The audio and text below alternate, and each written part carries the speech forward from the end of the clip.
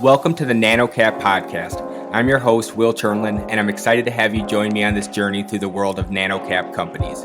For the past decade, I've talked to thousands of business owners across various industries. It's been an enlightening experience revealing the vast tapestries of entrepreneurship and innovation that thrives beneath the surface of mainstream media coverage.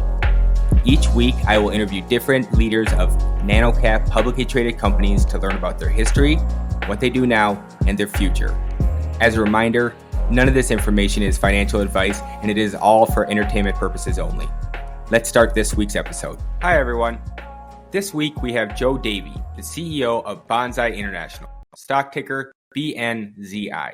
Banzai International is a marketing technology company that provides data-driven marketing and sales solutions to companies that want to grow faster. Thanks for coming on the show, Joe. Hey, my pleasure. So, Joe, tell me a bit more about yourself. I was going through your LinkedIn, and you have some sort of kind of different experience from being a founder to working at some high growth startups. Tell me a little bit about your path and how it led you to where you're at today.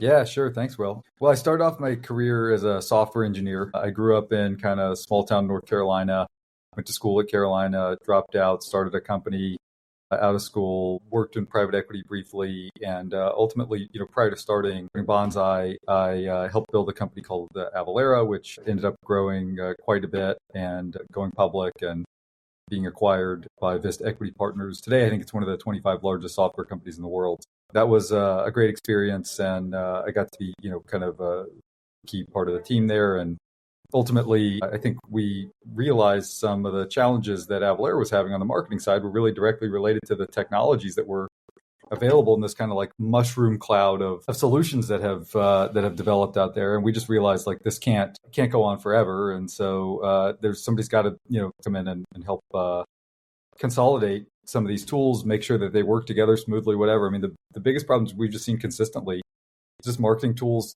don't often work together very smoothly, and it makes marketers' lives really, really hard. Data doesn't sync correctly. You can't get accurate. This field doesn't map to that field. It only works 80% of the time or whatever. And so we just thought, look, I mean, this is a classic problem that can be solved by putting all these things on a single platform, integrating these products so that they all work together smoothly, and making it easy for marketers to solve their problems. And that only works if we have the best products. So that's what we're focused on. So with your background at Avalara and like LegalPad, was there a specific marketing problem that you were like, this is what I want Banzai to go after first? Or was it the kind of that the marketing is so fragmented and that's what you wanted to go after first, just connecting it all? That's a really great question. I mean, initially, it really was like more of a broad-based demand gen problem, right? So in marketing, you have this challenge, which is I need to build and scale a team of people to go have interactions with my prospects, my potential customers, to grow my pipeline so that my sales team can then go actually, find opportunities and close deals, right? And we just realized how challenging this was. There's this dynamic in the marketing world where you build a team to go do that, but now that team gets metriced. They get their KPIs, they get their budget of stuff that they need to hit, and so they're just laser focused on that, and so they're not very nimble, right? Because in order to make that team effective, they have to be very, very process driven and very, very focused on that, and you can't deviate from that. But then at the same time, marketing is basically all about being responsive to the customer. And so you have this weird disconnect. And this is why you see companies have two yo-yo teams. It's kind of what we call it. Like they'll go hire 30 people, go build up a big BDR team.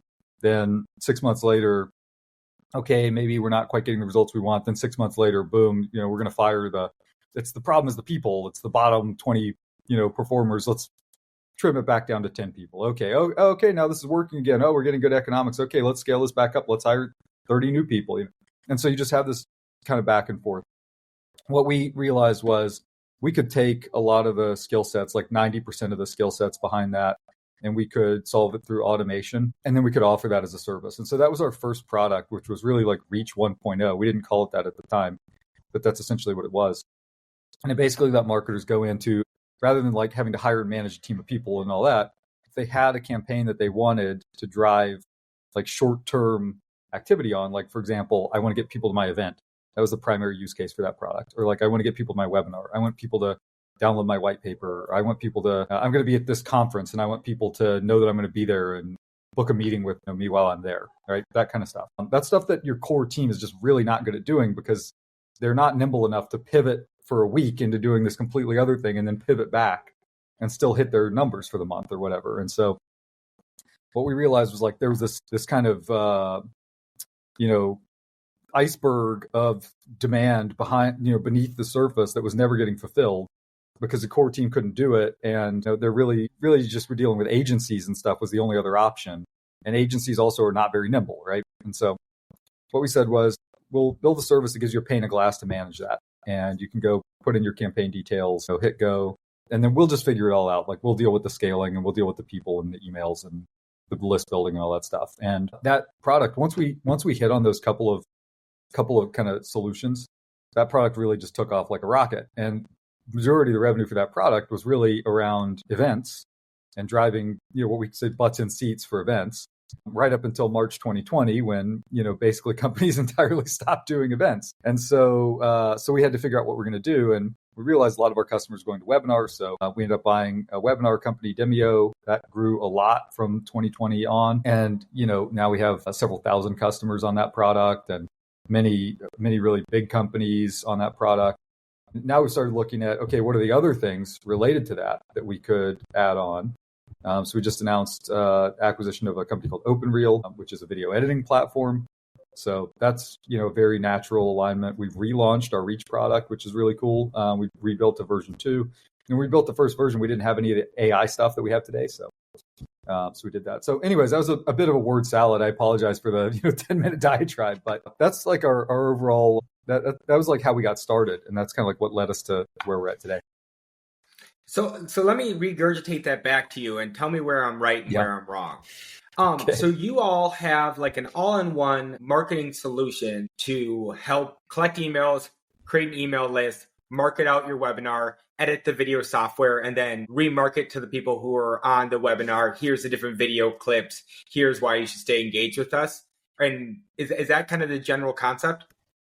Yeah, I mean, and the only thing I would say that's like slightly differs from that is rather than saying like, I don't think we have an all-in-one product, but we want to have products that solve, a variety of different problems for our customers, right? So if you need to run a webinar, you can come buy our Demio product. You can buy it on our website. It just does webinars, and it's the best product in the world for marketers for doing webinars, like period.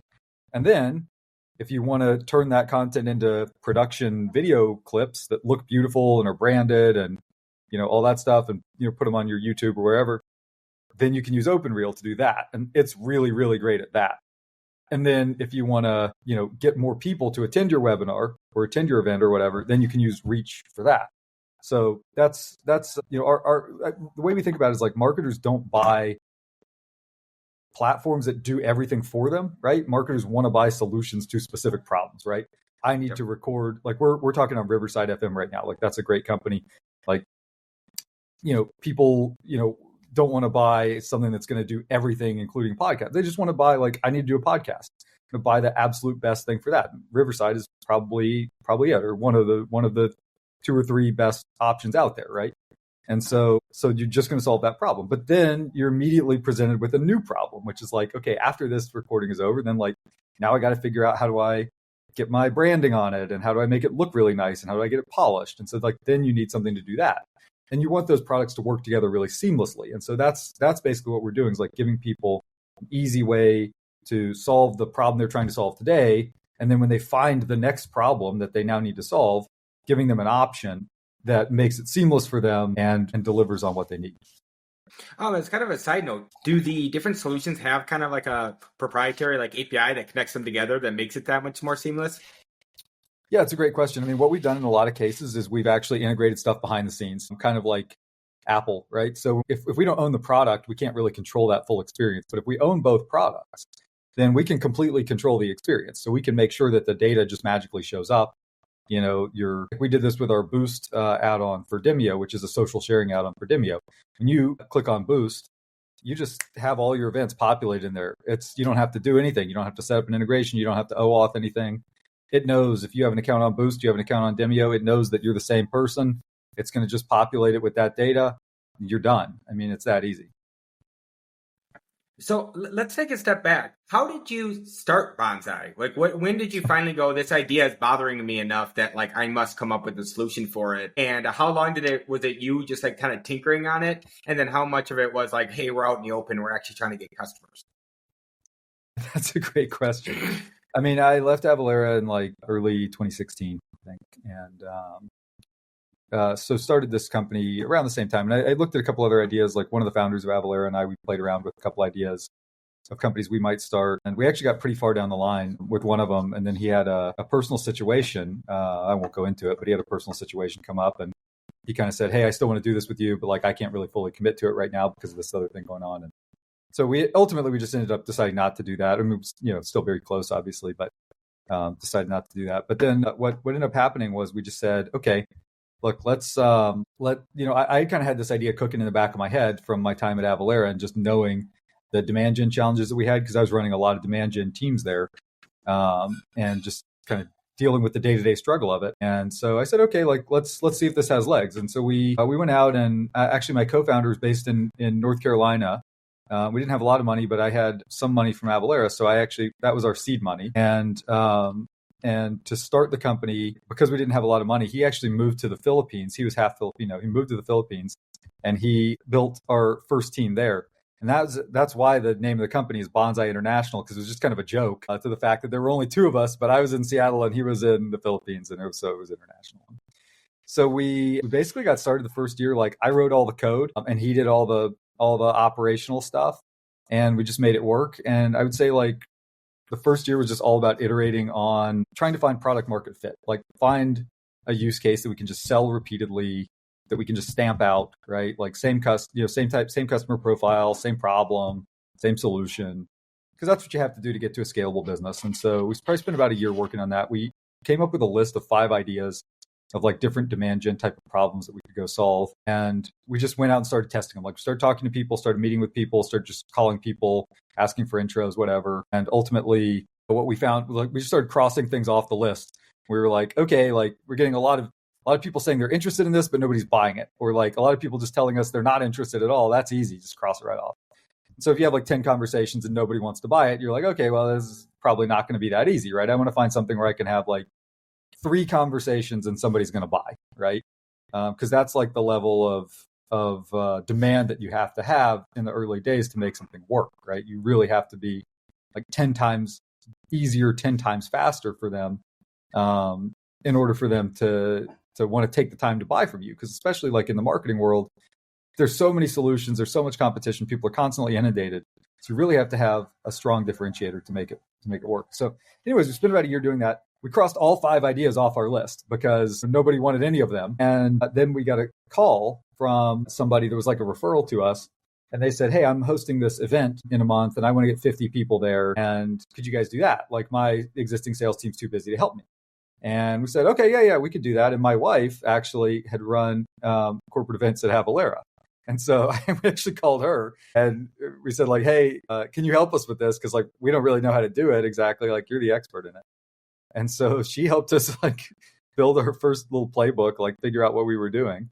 And we took it to the customer and the customer was like, oh, this makes perfect sense. You guys obviously know what you're doing. We were like, yeah, okay, maybe. I mean, not really, but we'll try it. And we tried it and it was super successful. And that same person actually has been our customer now at like 4 companies and still a customer of ours. And that company actually was a small little startup that ended up having a much bigger tech company that we got to their event through our platform, that our platform drove the attendee for their event. Maybe after about 2 years of working with us, drove an attendee from a big tech company to their event. The attendee came, said, oh, wow, this is really an interesting thing that you guys are doing, and bought the whole company. And so it was actually really cool because we were able to kind of help them grow that business a lot and then ultimately help them realize an exit in that business. And we were like, wow, this thing really has legs.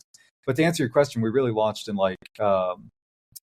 early 2017, like first half of 2017 with that product. And then we scaled it up pretty fast. I mean, coming into 2020, and it's actually like a crazy coincidence, but basically like 3 years to the date after launching, just about, we closed our Series A because we bootstrapped the company to begin with. It was just my money going in, and one of our a couple of our friends who had been investors in Avalara put money in, but it was really only a couple of folks. And so then, when we did raise that Series A, then we were like, okay, we're going to go scale this up.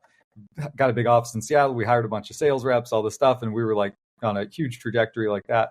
And then March 2020 hit, and we were like, oh my God, what are we going to do now? So really had to figure it out and scramble at that time. But that's just like life in a startup,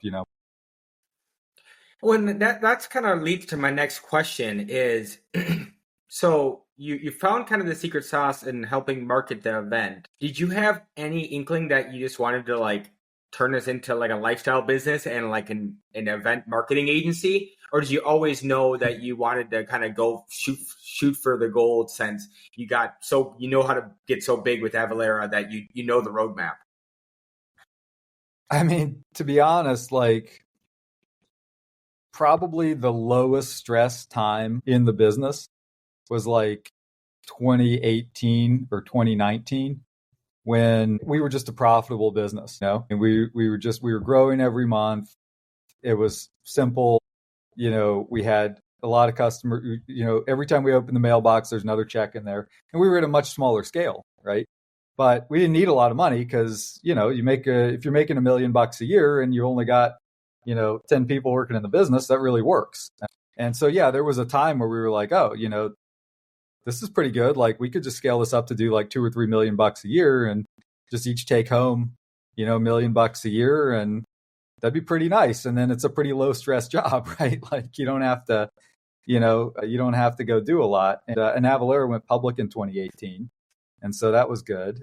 But yeah, I mean, ultimately, I think we talked about it and we just decided like, we think this opportunity is really big. And we think that this, like once we saw the opportunity to go do the second thing and the third thing and the fourth thing, and we really realized, got convicted around the fragmentation in marketing technology being just a fundamental problem in the space that needed to be solved. Once we got to that, then it was like no turning back. It was like, okay, yeah, like we're going to go solve that problem. And that's a much, much bigger prize that we're shooting for. And like, that's how you build $1 billion company out of this ultimately. You mentioned raising a Series A. Yeah. From Series A to going public, you kind of did it in like record time compared to the average startup. A lot of startups are hesitant to go public because they have lack of discipline or like control. What made you go on like the fast track, knowing that like being public was what the goal was as fast as possible? Yeah, that's a good question. I mean, actually going public was not the goal. The ultimate goal was actually we were looking to buy a company based in Austin, Texas. The founder was based in Austin, Texas, at least. And like we flew to Austin, sat down with the founder of the company, and we basically like met for 45 minutes, shook hands on a price, said, great, let's go do it. And at that time in 2021, this was like end of 2021, the market for raising capital for these types of acquisitions was very, very strong. And so we were like, we'd just done one, like, this is no problem. Like, we'll just go do another one. This company's definitely worth it. And so we went out like early, like January 6th, I think 2022, we kicked off the process to go raise the money for the close on the acquisition. And like that went really, really well right up until like the middle of February 2022 when Putin invaded Ukraine. And that was kind of like the watershed moment that became like a turning point in the capital markets, where all of a sudden, we had term sheets got pulled from lenders, and then all of a sudden the economics didn't work out for the equity guys. And so just yada, yada, yada. It ended up that it just got really, really hard to finance yourself. And at the time, though, there were these types of businesses called SPACs that you might be familiar with that were like, hey, this is a really, really smart idea. Like these companies have a lot of money sitting in these trusts. They need to deploy it. They're willing to negotiate right now, and you can get a really good deal. And a lot of them were working really well in 2022. And so we were like, great, we'll go do that. Like we'll go find a SPAC that's got a few $100 million. We'll use a portion of that to go buy this business, and then we'll have a couple $100 million left, and we'll go buy other ones, right? And so really, this was like we're gonna go do this like three-way merger, where it's like us, a SPAC, plus this other company. We're gonna like put them all together, and then we'll have like this really great, much larger, because that business was much larger than our business at the time. So we'll have this much larger business, we'll be more profitable. We'll have have some dry powder, like a war chest capital to go after stuff. And so we went out to do that. And then that process just ended up being like a very, very long process. It probably took us over a year to actually get through the process of getting the company ready to go public. And we were a business that like always run real pretty quick. well. You mentioned earlier that when you started off the business, 2018, it was the least stressful year of your life. Was this like the worst year of your life? Yeah, maybe. I wouldn't say it was like the worst year of my life, but it was very stressful. It was a very stressful year. It was just like, it was a lot of work, right? It's a lot of work to get a company ready to go public. And it's a lot of like talking with accountants, and it's a lot of talking with auditors, and it's a lot of talking with lawyers, and like the legal bills are, astronomical. You're just like basically spending so much cash. We had to go raise a bunch of money to go do this. And then we had to basically be working on this acquisition at the same time. So it was a very complicated deal. But ultimately, the acquisition that we were working on didn't end up happening. And I mean, we're, still friends with the company and everything, but that was just kind of how it worked out. And so we said, okay, well, now what are we going to do? And we were already kind of like married to the SPAC. So it was like, or at least engaged to the SPAC. And it was like, okay, we've already got so much money invested in this, and we've already got like so much time invested in this, and we're already like legally on the hook for it, right? There's not really a way to walk away from it. So we just said, okay, well, we're going to do it.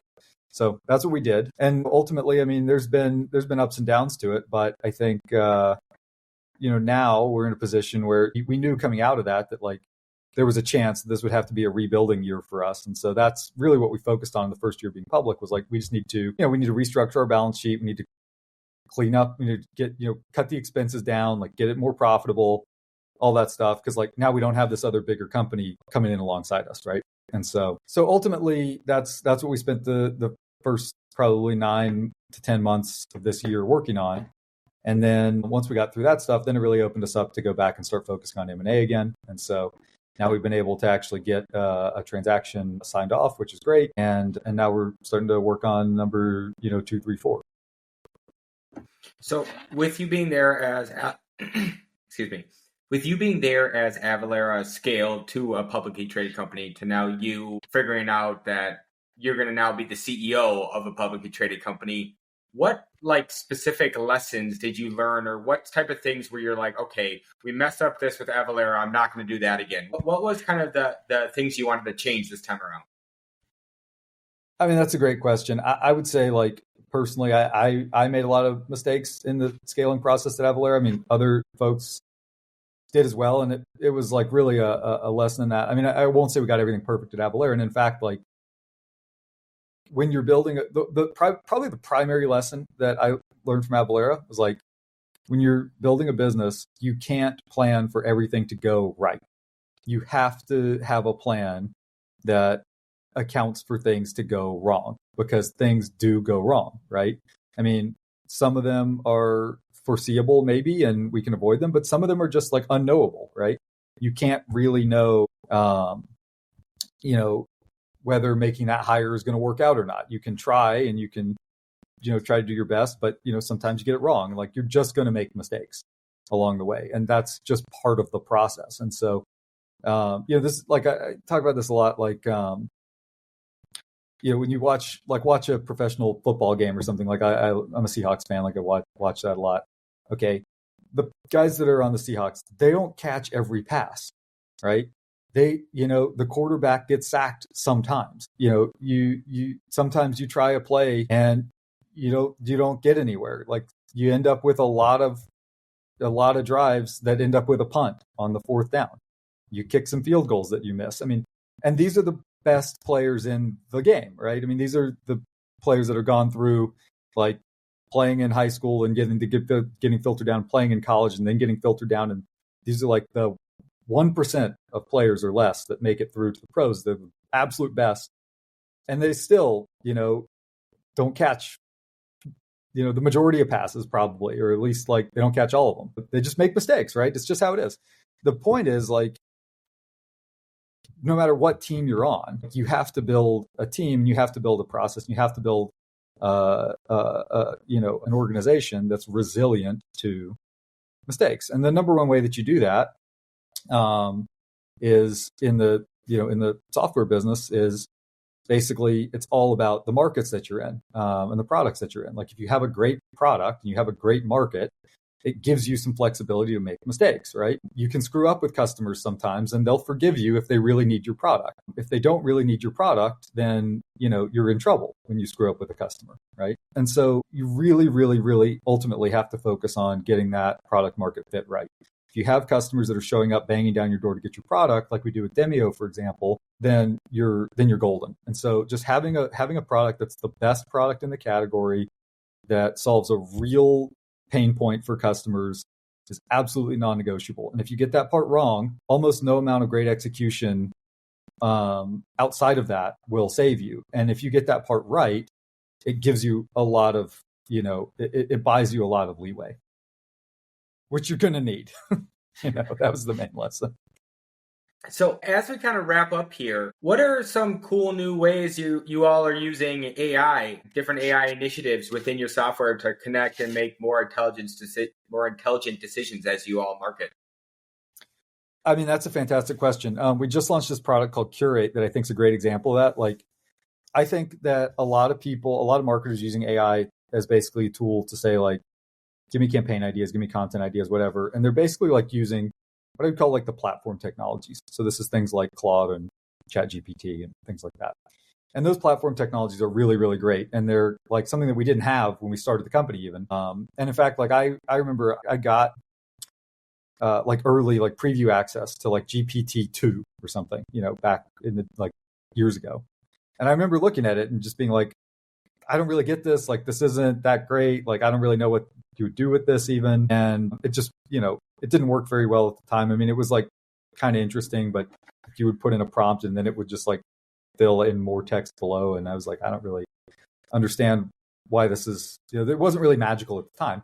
And I think getting to GPT 3.5 was the first time that people were able to really see like, oh, wow, this is magical. Okay, this can really do something for me. And I think the first use case obviously is just like generative content, right? So either that's like text, images, like ads, video, whatever. But now what I think is starting to happen is two things. One is taking that AI and applying it to actually combining it with automation and applying it to solve, bigger business problems for marketers. So for example, like in our Curate product, yes, anybody can go to ChatGPT and say like, hey, write me a blog post for my newsletter.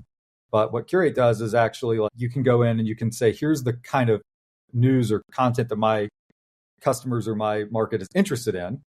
It will pull in relevant news for you, and then it will use AI to write content for you, edit that content for you, publish it to your blog for you. And then, every week or every day or every month, however you configure it, it will go read all the content that it's generated based on what you've told it you want to go in your newsletter.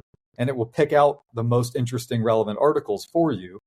And then it will put those in a newsletter and send that newsletter out to your subscribers. So that's a super powerful combination. It's basically like, it's not just write me some content, which is kind of interesting, but it still requires a lot of work.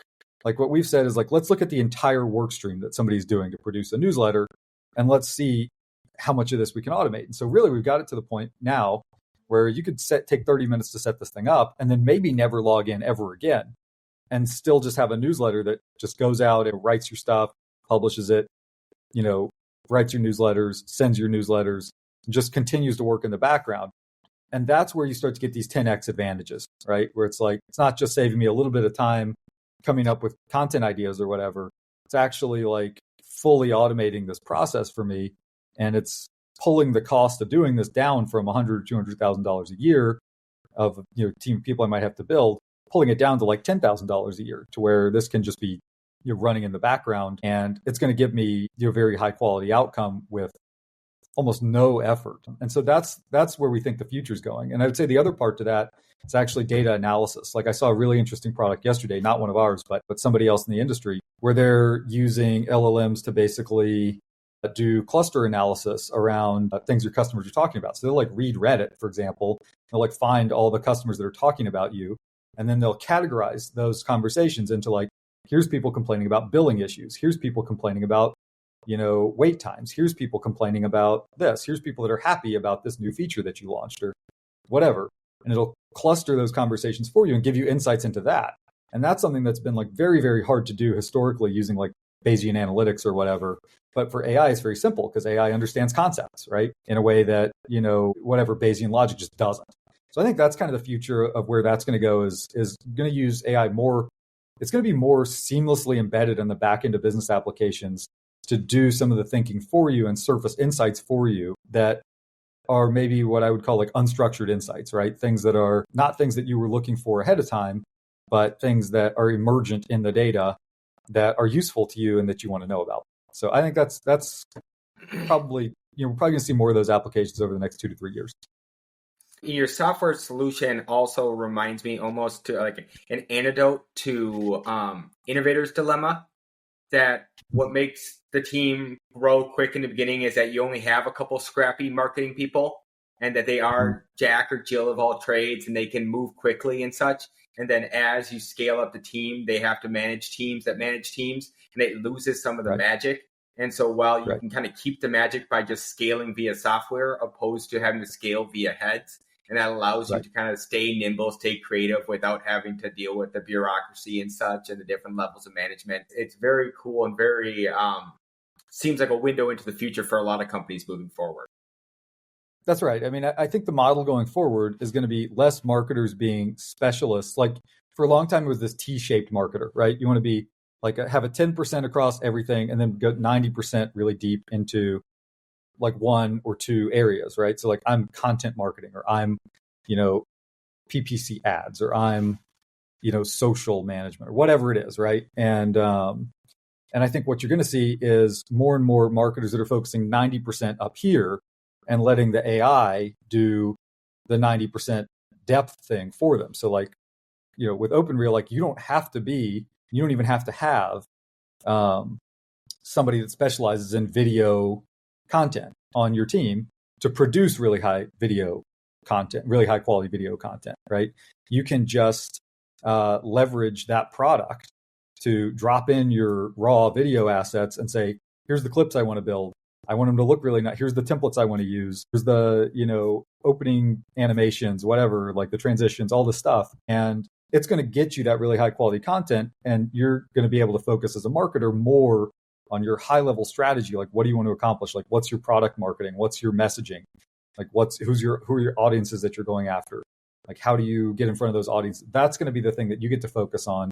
And then you're going to be able to say, okay, great. Now for this audience, like I want to do video, I want to do webinars, I want to do events. And you're going to be able to say, boom, boom, boom, here's 3 solutions I can plug in that will just make that stuff happen for me. And as the marketer, then I just get to basically manage those panes of glass rather than having to build teams to go do each of those things. And I think that's going to be a really magical transition. And hopefully what we'll see is that unlocks, I mean, at the end of the day, like our mission is to help grow businesses, right? I mean, it's very, very rewarding because like I'm an entrepreneur myself, right? I know how hard it is to grow a business. And if we can help people do that, like there's so many technologies, so many ideas, even so many like great small businesses that, they have a really valuable service or product, but they just can't break through. And hopefully what we see is those people are actually able to get access to really high quality marketing talent, but they only need a couple people now. They don't have to have a 20-person team anymore, Well, as we wrap up here, I have one quick last question I have for someone in your situation. Traditionally, software companies, awesome margins, whatever, 80, 90% once you're at scale, and then reoccurring revenue on top of that. With adding like an AI layer onto your software and the compute costing like so much more, do you just charge more, or is margins for a lot of companies that have like an AI solution on top of their software, are they just going to make less margin over time, but then their clients are going to be more efficient, so they're going to want more different software that you offer? Or like, how does that all work? Because I've been kind of thinking about it, and I've never had someone in your position who's kind of layering the AI on top of their already existing software solution, and it's going to help customers, but it may hurt you. And how do you balance that? That's a fantastic question. I think, yes, I mean, there's a cost to it, and it's an additional cost, right? So like, I think that's what you're getting at is like historically what you've had is basically in your COGS, you've had kind of 2 key costs. You've had your what I just call like broadly like your server cost, and then you've had your support cost, right? And so when you're looking at a P&L for a company, like that's what's above the line. It's like, what's it cost me and humans to answer questions and troubleshoot this thing and help customers get up and running and all that? And then what does it actually cost for the servers to run this? And I think now you're going to have a third line item, which is, and probably a lot of companies will bake it into that like server cost or whatever. But you're going to have a third line item, which is really like your AI cost, right? But I think what you'll see is you can deliver so much more value by doing that. So like, for example, with Curate, like your average email marketing product, people are maybe paying $50 or $100 a month for this, right? For just a basic email marketing product. For Curate, we're charging $1,000 a month. Now, like, why is that? It's because Curate does it for you and it leverages the AI to do that. So it's not actually like a business application that you then have to go hire people to use. It's, it's a solution to a problem. It's basically, we identified a job to be done and we built a solution that automates that job to be done. And that's much more valuable, right, than just giving people a tool, right? It's like the adage, like people don't want a screwdriver, they want a hole in the wall. And so if you are actually going in and giving them that hole in the wall, that's what they actually really want. That's a lot more valuable. So I think that there's going to be this balance that's achieved where, companies can see their margins there will be some additional costs that come to their COGS, but you'll be able to see that you're realizing a lot more value. And because for the company's perspective, they don't have to spend $100,000, they can spend $10,000 now. And that's a lot better deal than buying an off-the-shelf email, like a MailChimp or something, which is a great product, by the way, but like buying MailChimp for $50 a month and then also hiring a person for $5,000 a month on top of that, right? You can get the whole thing for $1,000 a month. That's a lot better. Our all-in cost, maybe our all-in cost on a product like that is, $50 a month or something to support the infrastructure of it.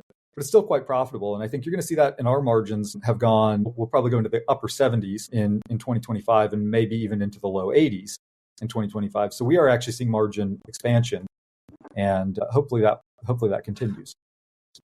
No, I definitely think in the next 5 years, there's going to be companies like you all who are able to connect the value that the AI brings. And it's only going to be a boon to your business and your margins. And I can see other people who can't figure out the right cost of goods sold combination on the server spend plus some sort of VCs going to keep giving them money and giving them excuses to keep burning that money, and it will end poorly. So, Joe, thank you so much for coming on the podcast. If people want to hear more about what you're doing at Banzai, where should I send them?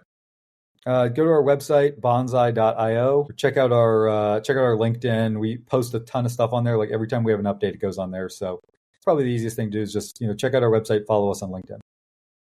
Awesome. Well, thank you so much for coming on the podcast. And for those still listening, please remember to subscribe and review. Thanks. This podcast is for informational purposes only and does not provide financial, legal, or any other advice. The information is not investment advice or any offer to buy or sell any securities or to make any investment. The views expressed by the guests are their own, and any reference to third-party products, services, or information does not constitute an endorsement, therefore, by NanoCap Podcast or its affiliates. The NanoCap Podcast Express disclaims all liability for any individual's use of the information presented in this podcast.